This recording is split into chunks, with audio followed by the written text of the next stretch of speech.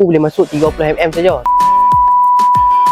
Okey, selalu Nelegan kat luar sana harga dalam 60-70 ringgit hampa dah boleh dapat lah. Tapi lagi satu, hampa tak dapat servis dan juga spare part daripada seller tu. Okey, kalau hampa beli yang elektrik punya pun dia tak tahan, dia memang cepat rosak. Tapi dengan Nelegan Hito ni yang lebih premium dan tahan rosak, kami menyediakan servis 3M untuk apa? Sales, servis dan juga spare part. Memang garanti untuk hampa. Kalau ada apa-apa masalah, hampa boleh terus cari kami. Okey, sekarang kami tengah buat promosi. Hampa beli mana-mana Nelegan pun, kami bagi kat hampa free PU host untuk 50 orang yang tak awal sahaja. So hampa boleh grab cepat-cepat. Selalu hampa beli kat luar sana, dia punya paku boleh masuk 30mm saja. Tapi kalau yang dengan kami, dia boleh masuk sampai 32mm. Okay, untuk FST 50 ni dia 2 in 1 lah. Sebab apa? Dia boleh guna 2 paku kan.